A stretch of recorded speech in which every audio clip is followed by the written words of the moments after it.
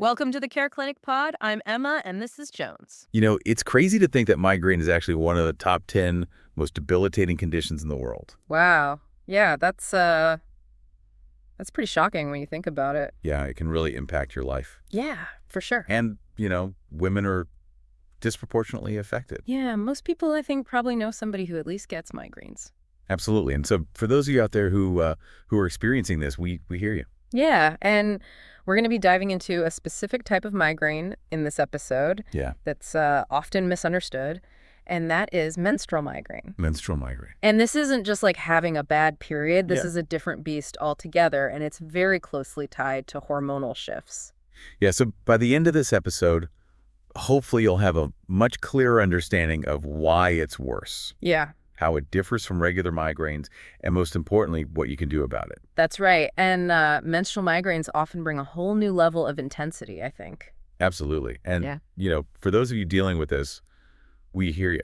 We do. It impacts your quality of life, your work, everything in between. Everything. Yeah. So to be clear here, menstrual migraines aren't just any headache that happens to occur during your period. Okay. The timing is very specific, Yeah. and it's actually crucial for diagnosis, Okay. according to the International Headache Society. So there's two types to be aware of. Yes, there's pure menstrual migraine, or PMM, which only occurs during your period. Okay. And then there's menstrually related migraine, which is MRM. MRM. And this can happen at other times of the month. Okay. So it's important to distinguish between those two. Recognizing this distinction is vital for effective management. So treatment really depends on that accurate diagnosis. Exactly. And studies show that menstrual migraines often hit a lot harder than their non-menstrual counterparts.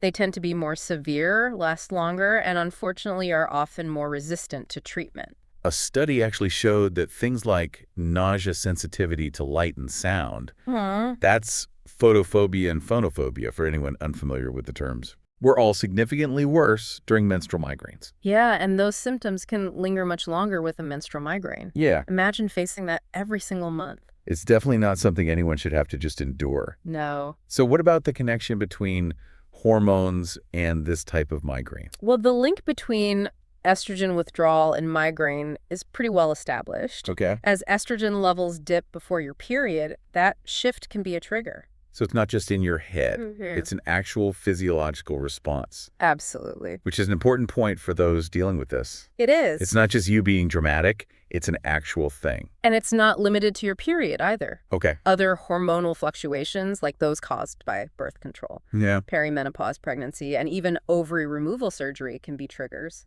It's almost like riding a hormonal roller coaster. It is. And for some people, that triggers migraines. Yeah, you're right. It's complex. It can feel overwhelming to keep track of it all. Interestingly, a small study found that men with migraines actually had higher estrogen levels.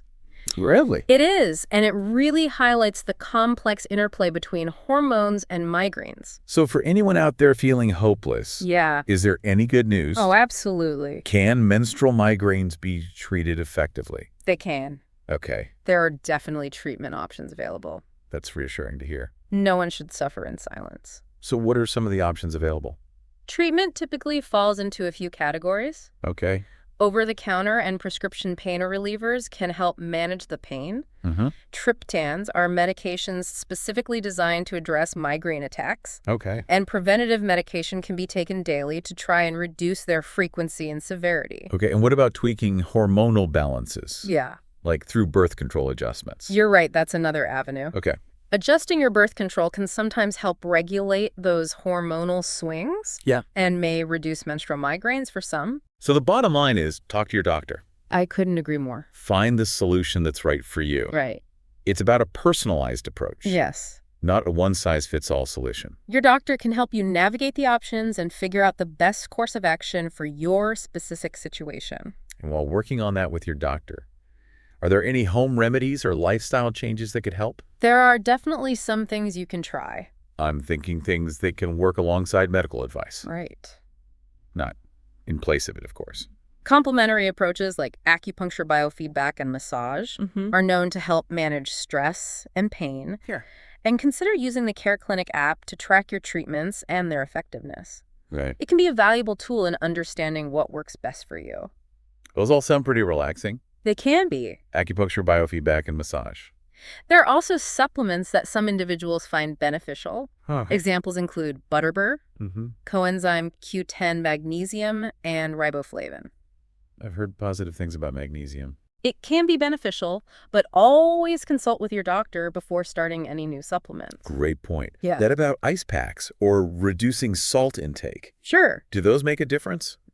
Ice packs can numb the pain and reduce inflammation. Okay. And limiting salt intake may help prevent fluid retention, which can sometimes make headaches worse. So in a way, it's about listening to those common sense thoughts we've heard all our lives. It is, and overall healthy habits are crucial. Okay. Getting enough sleep, exercising regularly, staying hydrated, and managing stress Yep. can make a big difference in how you feel, especially when it comes to migraines. I think one of the biggest challenges with migraines, Yeah. especially menstrual migraines, is figuring out what triggers them in the first place. You're absolutely right, and that's where tracking comes in. Okay, let's talk about that. Let's do it. Why is tracking so important, Okay. and how can it help someone struggling with menstrual migraines? Keeping a headache diary or using a tracking app can help you identify those patterns and potential triggers. It's like becoming a detective for your own health, I love that. which can be really empowering. So what should people note in their headache diary or tracking app?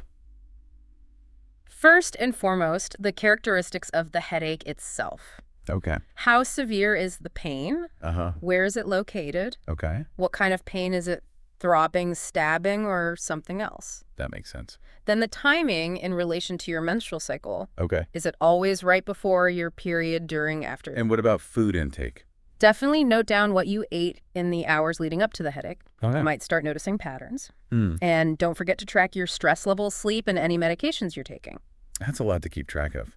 But it sounds like it could be really valuable. It absolutely can be. And remember, you don't have to do it alone. Yeah. The CareClinic app is a fantastic tool for tracking all of this Okay. and making your life a lot easier. Seriously, everyone download the app. It's great. It can be a lifesaver for anyone dealing with migraines. It can. And, building on that idea of knowledge being power, I think it's especially important when it comes to advocating for yourself, Oh, absolutely. especially with something like menstrual migraine, which sadly is often dismissed. Yeah, it's like that dismissive, oh, you have a headache, must be your period. Exactly. And that's the end of the conversation. And that's simply not good enough. We need to move beyond those outdated assumptions and really listen to what women are experiencing. Yes, completely. And tracking can play a huge role in advocating for yourself, don't you think? Absolutely. Having data to show your doctor, being able to say, look, this is a recurring pattern.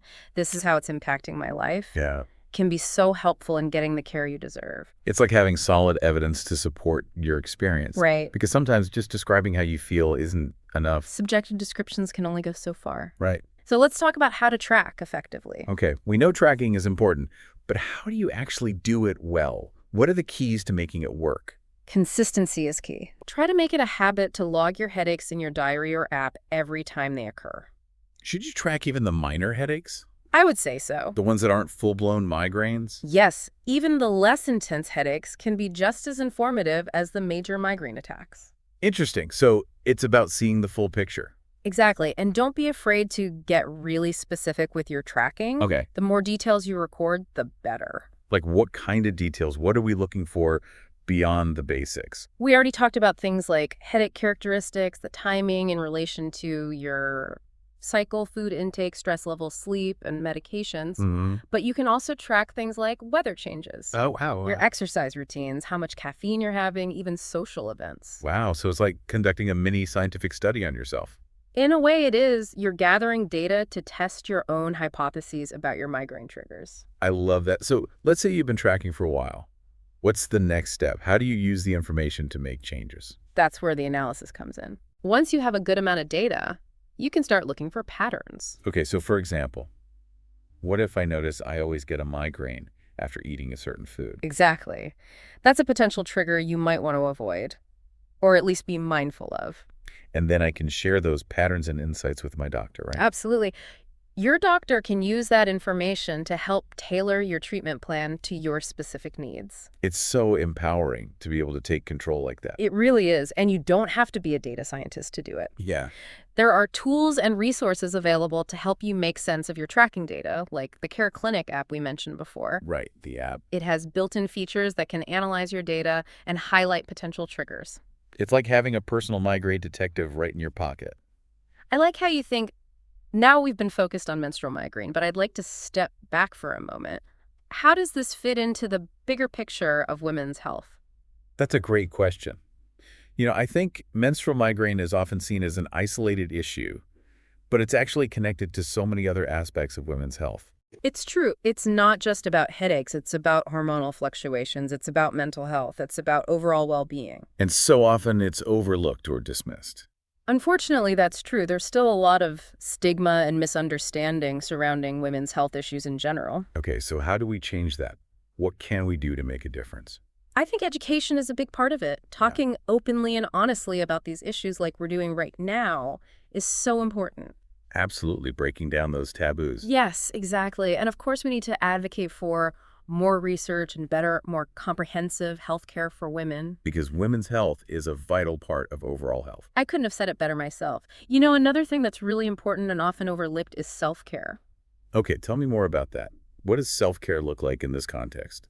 Well, it's so easy to get caught up in the busyness of life and neglect our own needs. Especially as women, we're often expected to prioritize taking care of everyone else first. Exactly. That's why it's crucial to prioritize self-care. It's not selfish. It's essential for our well-being. So for someone who gets menstrual migraines, what does self-care look like in practical terms? What are some things they can do? It will be different for everyone, of course, but some important elements might include getting enough sleep, eating nutritious foods, managing stress, and engaging in activities that bring you joy and relaxation. Those sound so basic, yet sometimes we forget how powerful the basics can be. I know sometimes the simplest things make the biggest difference, and don't forget, it's not just about physical health, it's about mental and emotional well-being too. Right.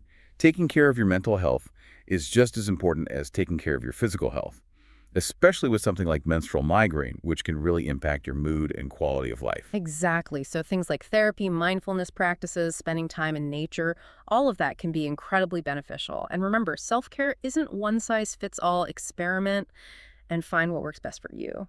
And be kind to yourself in the process. Always. This whole conversation has been so eye-opening. I'm glad to hear that. I think I used to view menstrual migraine as just this annoying inconvenience, but now I see it as this complex web of hormones, lifestyle factors, and overall well-being. That's a great way to put it.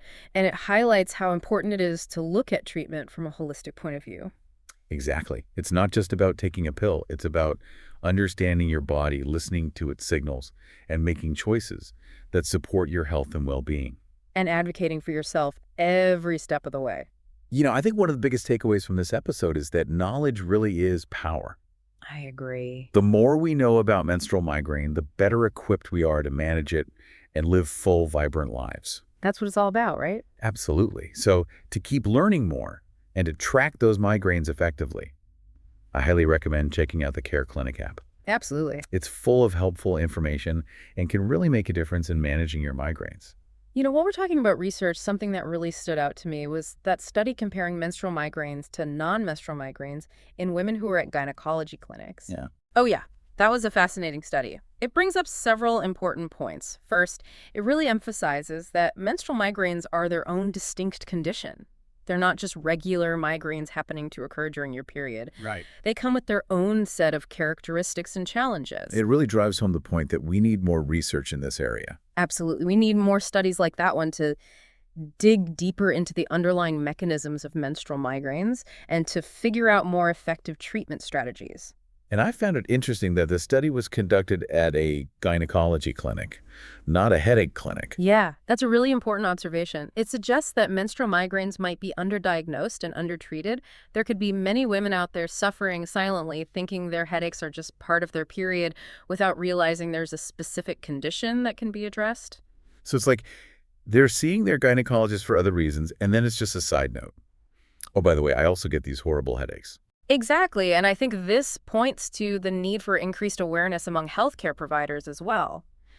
Doctors need to be asking the right questions and recognizing the signs and symptoms of menstrual migraine. That's so important. So what can our listeners do if they suspect they might be dealing with menstrual migraine? The first and most crucial step is to talk to your doctor. Don't hesitate to bring it up. Be open about your experiences and any patterns you've noticed. And be ready to advocate for yourself. If you feel like you're not being heard or taken seriously, don't give up.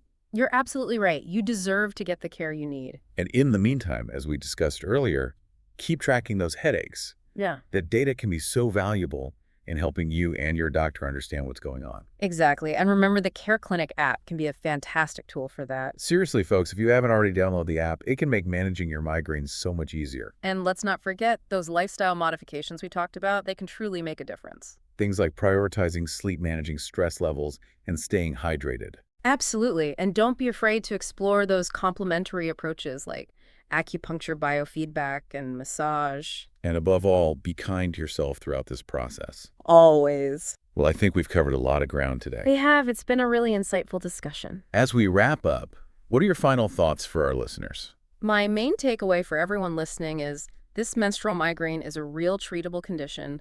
Don't suffer in silence. There are resources available, treatments that can help, and there is hope. That's a wonderful message to end on. And remember, you're not alone in this community. There's a whole community of people who understand what you're going through. That's right. Reach out, connect with others, and share your experiences. And keep advocating for yourself and for better health care for all women. Yes. Thank you for listening. Until next time, take care of yourselves and remember, knowledge is power. So keep learning, keep tracking, and keep advocating for your health. We'll see you next time on the CareClinic Podcast.